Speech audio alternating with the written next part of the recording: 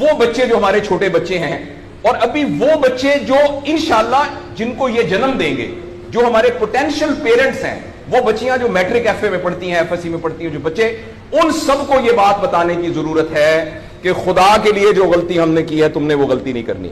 اپنے value system کو ٹھیک کرنا ہے. میں نے سر ایک سٹڈی کی, ابھی وہ جاری ہے, تقریباً 1800 بچوں سے میں نے پوچھا تم کس جیسا بننا چاہتے ہو, اور یہ 8 سال سے کم عمر کے بچے کے. آپ یقین کریں بچوں نے جو کہا وہ یہ کہا میں میسی کی طرح بننا چاہتا ہوں جو فٹ بالر ہے, کسی نے کہا میں عاطف اسلم کی طرح بننا چاہتا ہوں, کسی نے انڈیا کے اداروں کا نام لیا, کسی نے نہیں کہا میں ابو بکر کی طرح بننا چاہتا ہوں, کسی نے نہیں کہا میں حضرت علی کی طرح بننا چاہتا ہوں, کسی نے نہیں کہا میں قائد اعظم کی طرح بننا چاہتا ہوں, کسی نے نہیں کہا میں عبدالستار ریدی کی طرح بننا چاہتا ہوں.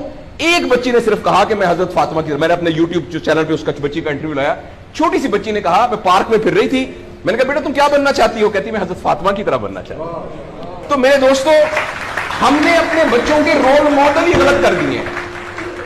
ہم نے, اس لیے مجھے اور آپ کو بہت سیریسلی اس بات پر غور کرنا ہے. میں آپ سے عرض کروں, ساؤتھ افریقہ میں تتلیاں ختم ہو رہی ہیں, لہٰذا تتلیوں کی نسل کو بچانا بڑا ضروری ہے.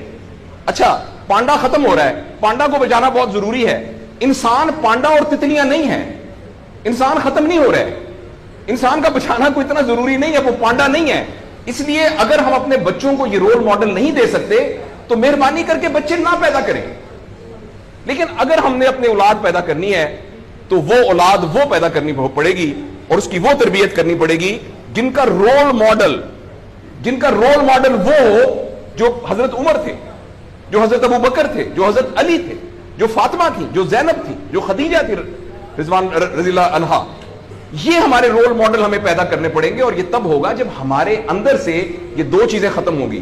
نمبر 1, ہم پیسے کی بنیاد پر اپنے آپ کو بڑا نہ سمجھیں, اور دوسرا یہ کہ ہم فرد کو فرد کے لیے تیار نہ کریں, فرد کو معاشرے کے لیے تیار کریں. میرا بیٹا تو 1100 میں سے 1100 نمبر لے کے ڈاکٹر بن کے ایک جگہ پر اسسٹنٹ پروفیسر لگا ہوا ہے, معاشرے کو کیا فائدہ ہوا ہے؟ اور ہم میں سے آپ سوچیں کہ اللہ لوگ, عموماً ہم سب لوگ جب اللہ کا شکر ادا کرتے ہیں کہ یا اللہ تیرا شکر ہے 3 مرلے کے مکان میں رہتے تھے, اب ماشاءاللہ کوٹھی ہے 2 کنال کے اندر, اور سائیکل پہ ابا جی جاتے ہوتے تھے, لیکن الحمدللہ ہمارے پاس اب 2-3 گاڑیاں ہیں, اور چھٹیاں تو سوال ہی پوادے کر جاندے ہوندے سی, کدے کدے گوڑ کھاندے سی, خراستے. اب ہم سارے بھوربن میں جاتے ہیں چھٹیاں گزارنے, کبھی کبھی انگلینڈ بھی جاتے ہیں. اللہ کا ہمارے اوپر بڑا کرم ہو گیا. اس غلط فہمی سے ہم اپنے آپ کو نکالیں. اللہ کا کرم یہ ہے کہ میری وجہ سے, جیسے انہوں نے ویڈیو دکھائی ہے کہ ہمارے یہاں کوئی بلڈ کا کچھ نہیں ہوتا تھا, شکر ہے میری وجہ سے یہ بلڈ والا کام شروع ہو گیا. میں ڈاکٹر ہوں, یہ والی سروس یہاں موجود نہیں تھی, اللہ کا شکر ہے کہ یہ والی سروس اب یہاں موجود ہو گئی ہے.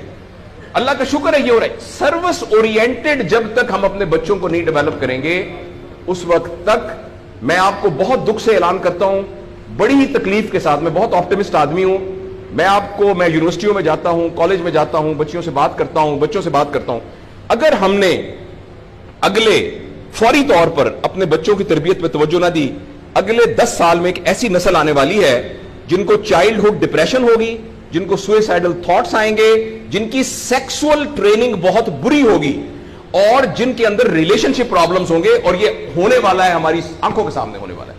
اگر آپ کے ہاتھ میں ایک موبائل ہے, آپ ابھی اپنا موبائل کھول کے فیس بک کھولے, جو پہلی 1.5 منٹ کی ویڈیو آئے گی اس میں ایک نیم برہنہ عورت ناچ رہی ہوگی.